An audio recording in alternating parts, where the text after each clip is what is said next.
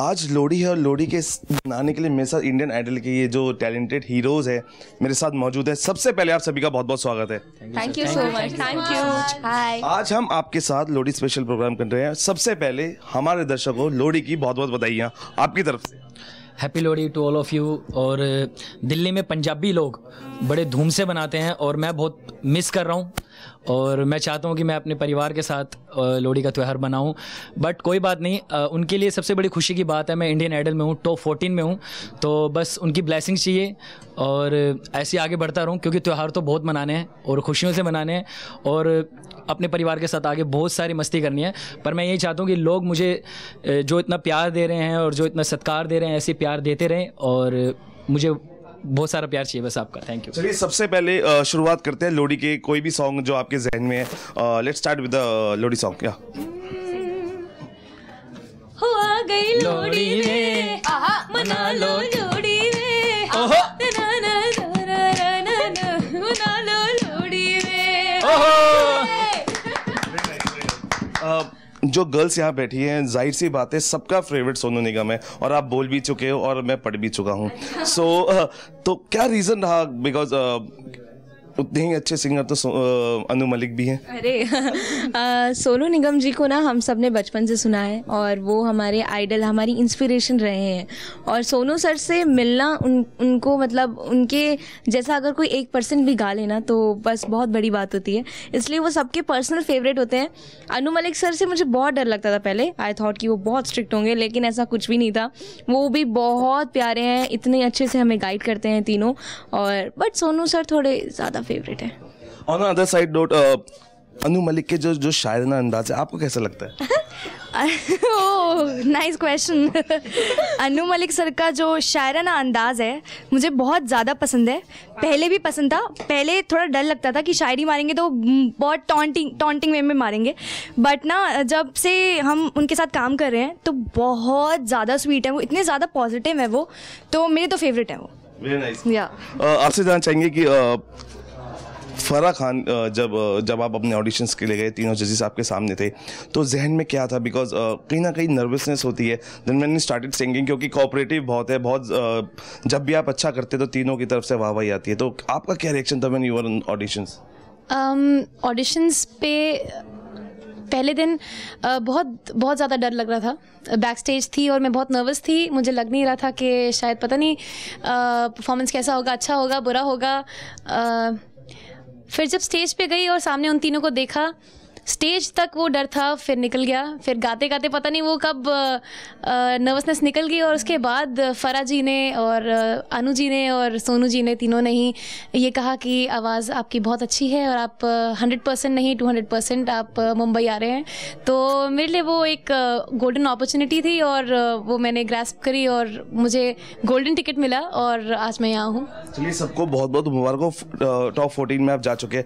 दोस्ती के नाम पे गाना हो जाए, क्योंकि आप सब दिल्ली से, मैं भी दिल्ली से हूँ, और जब दिल्ली वाले जब जाते हैं और बिल्कुल 1 2 3 स्टार्ट। ये दोस्ती हम नहीं तोड़ेंगे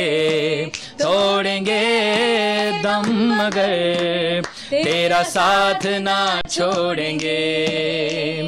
ये दोस्ती हम नहीं तोड़ेंगे दम मगर तेरा साथ ना छोड़ेंगे।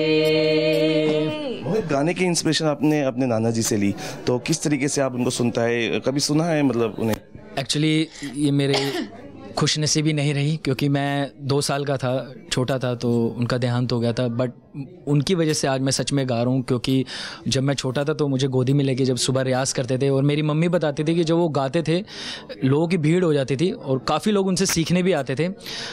पर कोई बात नहीं, आगे चलते चलते आज मैं गा रहा हूँ और सच में वो प्राउड फील कर रहे होंगे, कहीं भी हैं, बहुत खुश होंगे कि मेरा नाती आज गा रहा है और पूरी दुनिया में उसका आज नाम है, दुनिया उसको सुन रही है और सभी माँओं का आशीर्वाद है उसके साथ और सभी इतना प्यार दे रहे हैं। और सबसे बड़ी बात, मैं उस जगह से जुड़ा हूँ जहाँ के लिए लोग तरसते हैं। सबसे बड़ी बात है, मैं डिवोशनल करता हूँ, जागरण में गाता हूँ और ये मेरी बहुत खुशनसीबी है। माता के नाम के मैं भजन गाता हूँ और वहाँ से जो मुझे ब्लेसिंग्स मिली हैं और जो सच में उनका आशीर्वाद रहा है, मैं आज जब भी टॉप 14 में हूँ और आगे भी जाऊँगा। Thank you. बहुत खूब, बहुत खूब। आपसे जानेंगे, जब इंडियन आइडल में आप गए और सपना पूरा होता दिख रहा है, अब धीरे धीरे एक एक स्टेप आप आगे बढ़ रहे हैं, तो कैसे देखते हैं इंडियन आइडल? क्योंकि इंडियन आइडल एक ऐसा मंच है जहाँ पे आपको गाने का, अपना टैलेंट दिखाने का मौका मिला, तो किस तरह का देखते हैं? इंडियन आइडल को मैंने एक्चुअली बचपन से फॉलो किया है। इंडियन आइडल को मैंने फर्स्ट जब सीज़न आया था तब से मैं फॉलो कर रही हूँ, और तब मैंने कहा था कि मुझे इस प्लेटफॉर्म पे जाके गाना है, लेकिन तब मेरे मम्मी पापा ने कहा कि तुम तो बहुत छोटी हो अभी, ये जब बड़ी हो जाओगी ना तब जाना। और अब लकीस्ट बात ये है मेरे लिए कि जो हमारी ज्यूरी है वो सेम है इस बारी, तो मैंने तो ठान लिया था मुझे ऑडिशन देना ही देना है, और अब सपना पूरा होता दिखाई दे रहा है। टॉप 14 में आ गई हूँ, लेकिन अभी जैसे बोलते हैं ना कि ये तो बस शुरुआत हुई है, पिक्चर अभी बाकी है, तो बस उसी का वेट है कि मैं इंडियन आइडल जीतूँ और फिर जीत के अपने पेरेंट्स को अपने ऊपर प्राउड फील कराऊँ, और जो मेरे सपने हैं उनको पूरा करने के लिए मेरा ये बहुत बड़ा स्टेप होगा, मेरा बहुत बड़ा एंट्री होगी उसमें। आपसे जाएंगे, सबसे बड़ा इन तीनों में डेलीआइट है सारे, और पंगेबाज कौन है आपको लगता है? क्योंकि आप बहुत शांत स्वभाव लग रहे हैं, तो पंगे कौन लेता है सबसे ज़्यादा? सबसे ज़्यादा ये चोपड़ू बहुत पंगे लेता है।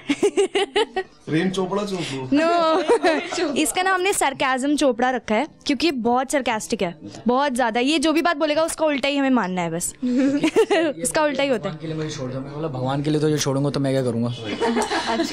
इनकी मिमिक्री हो जाए अगर आप कर सकते हैं तो। तेरा तो किस तरह के देख रहे हैं? क्योंकि बहुत मस्ती, फन, और वहाँ पे बहुत ज़्यादा मेहनत भी करनी पड़ती है, मेहनत का फन भी बहुत ज़रूरी है। किस तरीके से फन कर पाते हैं? क्योंकि डेली हाइट है, दिल्ली दिल वालों की है, दिल प्यार तो खैर दिल में बसता ही है इतना।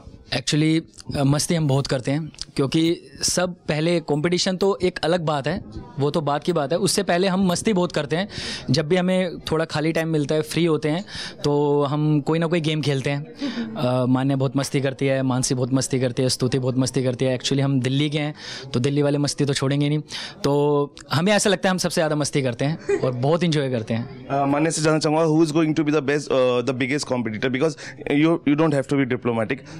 सबसे ज़्यादा आपको कौन लगता है कि ये बेस्ट है? मैं वैसे डिप्लोमेटिक बिल्कुल नहीं हो रही हूँ, पर लिटरली बता रही हूँ कि टॉप 14 में जितने भी कंटेंडर्स हैं, क्योंकि किसी को आप किसी से कंपेयर कर ही नहीं पा रहे हो। आप टॉलीवुड से भी देखोगे तो वहाँ से भी सिंगर्स आए हैं, पंजाब से भी आए हैं, यूपी से भी आए हैं, और इतने सारे सिंगर्स हैं अलग अलग रीजन्स से कि आप किसी भी एक इंसान को अपना कॉम्पिटिटर आप समझ नहीं सकते। सारे कॉम्पिटिटर्स हैं और सारे ही बहुत अच्छे इंस्पिरेशंस भी हैं, क्योंकि आप किसी ना किसी से जो सीख सकते हो। आपको सारी डाइवर्सिटी वहीं पे मिल रही है इंडियन आइडल में, तो आप जितना कुछ सीख सकते हो इस पूरे भारत के टैलेंट से, वो आपको सब कुछ इंडियन आइडल में मिल रहा है। अगर बॉलीवुड में सबको चांस मिले किसी ना किसी के लिए गाने के लिए, तो आप किसकी आवाज़ बनना चाहेंगे? मैं किसकी आवाज़ बनना चाहूँगी? मैं श्रेया घोषाल जैसी बनना चाहूँगी, वो मेरी आइडल है। मैं उनकी तरह ही गाना चाहती हूँ, क्योंकि वो एक तो बहुत ज़्यादा ब्यूटीफुल वॉइस है उनके पास, वो खुद भी इतनी ज़्यादा ब्यूटीफुल है, और जो मिश्री जैसी उनकी आवाज़ में है ना, वो मुझे चाहिए अपनी आवाज़ में। नहीं, बिल्कुल है आपकी आवाज़ भी मिश्री। आप किसके लिए आवाज़ बनना चाहिए? मैं, मेरी फेवरेट एक्ट्रेस हैं दीपिका पादुकोण, मैं उनके लिए गाना चाहती हूँ, और बाकी जितनी एक्ट्रेस हैं मैं सबके लिए गाना चाहती हूँ। और क्योंकि मेरा स्टाइल है, जिस तरह से मैं गाती हूँ, वो सुनिधि चौहान जी से ज़्यादा मिलता है, तो जिस तरह से वो एकदम बॉलीवुड पे उनका एकदम ऐसे है, मैं भी चाहती हूँ कि मैं भी उनकी तरह ही गाऊँ बहुत अच्छे रॉकिंग नंबर्स। मोहित, आप किसकी आवाज़ बनना चाहिए? मैं उस्ताद राहत फ़तेह अली खान साहब जी की तरह, क्योंकि वो आज बॉलीवुड भी गा रहे हैं और वो हर एक ट्रेंड गा लेते हैं, तो मैं चाहता हूँ मैं भी हर एक चीज़ गाऊँ, पर्टिकुलर एक चीज़ पर डिपेंड ना रहूँ, और मैं यही चाहता हूँ कि मैं राहत जी की तरह कोशिश कर पाऊँ कि मैं ऐसा गा पाऊँ। मान्या, आप किसकी आवाज़ बनना चाहिए? मैं एक बात ये कहना चाहती हूँ कि मेरी हमेशा से एक आदत रही है कि जितने सिंगर्स को मैं सुनती हूँ, मैं हर तरीके का म्यूज़िक सुनती हूँ, तो जहाँ से जो अच्छी चीज़ मिलती है वो पिक करती हूँ। तो मैं ये कहूँगी कि मैं पहली मान्या नारंग बनना चाहती हूँ, जो जिसकी आवाज़ शायद हर एक एक्ट्रेस पर सूट करे, और मैं सबके लिए गाना चाहती हूँ। सभी मेरे फेवरेट हैं, मुझे कोई ऐसा नहीं लगता जिसके लिए नहीं गाना चाहिए, तो मुझे जो भी मौका मिलेगा मैं बिल्कुल उसको बहुत खुशी से एक्सेप्ट करूँगी। नहीं, इतना तो ज़रूर हो गया कि मान्या किसको निराश नहीं करना चाहती है, सबके लिए गाना चाहती है। तो जिस तरीके से आपका इतना स्वागत हुआ दिल्ली में, दिल्ली वालों के लिए गाना आपकी जहन में, क्योंकि जिस तरीके से हमने देखा, it was like wonderful feeling. नहीं मिलता है यहाँ प्यार जिंदगी में, it's suitable for the situation. हाँ, बिकॉज दिल्ली वाले हमें प्यार दे रहे हैं। राइट, देखा मैं कितनी स्मार्ट हूँ यार, घमंड नहीं किया। स्केल थोड़ा ऊपर। चलो 1 दो लफ्ज की है, बातें कही है, क्यों दरमियां फिर ये बेरुखी, कह भी न पाए, रह भी न पाए, क्यों बेवजह है ये बेबसी, तुम में हम हैं, हमसे तुम हो, तुम में हम हैं, हमसे तुम हो, किस्मतों से मिलते हैं दो दिल यहाँ, हर किसी को नहीं मिलता यहाँ प्यार जिंदगी में, हर किसी को नहीं मिलता यहाँ प्यार जिंदगी में। वेरी नाइस, बहुत खूब। ये मैं टैटू देख रहा हूँ, बहुत स्टाइलिश भी है। माइकल नाचते बहुत अच्छा है शायद। मैं एक्चुअली गाने से पहले डांस में बहुत इंटरेस्ट था मेरा और मैं डांस ही करता था, बट जब से म्यूज़िक मेरी लाइफ में आया है तो मैं डांस में सब भूल चुका हूँ। बट ये सब म्यूजिक को भी जगह दी। ये देखो, ये माइक है ना, ये देख लो, ये इंडियन आइडल वाला। जब मुझे मेरा फर्स्ट इंप्रेशन पड़ा तो मुझे गोल्डन माइक ही मिला था और मैं डायरेक्ट टॉप 24 में गया था। तो ये शाहरुख खान का डायलॉग याद आ रहा है, जो उसने ओम शांति ओम, जब किसी की चाह चीज को शिद्दत से चाहा जाए तो पूरी कायनात तुम्हें उससे मिलाने की साजिश में जुड़ जाती है। Thank you. मत करना कभी। बिल्कुल भी नहीं करना चाहता, मैं चाहता हूँ मैं गाता रहूँ, गाता रहे मेरा दिल बस। जाते जाते एक सरप्राइज और आप लोगों को जब आप बॉम्बे जाके मिलेगा। इनका बर्थडे है 25 को और एक बर्थडे सॉन्ग आपकी तरफ से हम चाहते हैं कि आप क्योंकि या हैप्पी बर्थडे मानसी भारद्वाज। अच्छा, ये गाना था। Thank you. बार बार दिन, बार बार दिन ये आए, बार बार दिन ये गाए, जियो हजारों साल ये मेरी है आरज़ू। Happy birthday to you, happy birthday to you, ओहो happy birthday dear Aloo, happy birthday to you. Thank you so much. बहुत स्वीट नाम है। अपने फैन से जो आपको वोटिंग करते हैं, अपने जो क्या कहना चाहेंगे अपने लिए? मैं बस यही कहना चाहूँगी कि आप लोगों की वजह से ही आज मैं यहाँ तक पहुँची हूँ, तो प्लीज़ प्लीज़ मुझे बहुत सारी ब्लेसिंग्स दीजिए, बहुत सारा सपोर्ट कीजिए, जिससे मैं जो मैं चाहती हूँ वो मैं बन पाऊँ। बिल्कुल, आप क्या कहना चाहिए? मैं सबसे पहले सभी को थैंक्स कहना चाहती हूँ जिन्होंने मेरे लिए अब तक दुआ की है, और उनकी दुआओं की वजह से मैं टॉप 14 तक आ गई हूँ। तो आप लोग बस इसी तरह मुझे प्यार करिए, मेरे लिए दुआ कीजिए और वोटिंग्स भी कीजिए, क्योंकि वोट्स बहुत ज़रूरी है हमारे लिए अब। और बस इसी तरह मुझे प्यार करते रहिए। Thank you.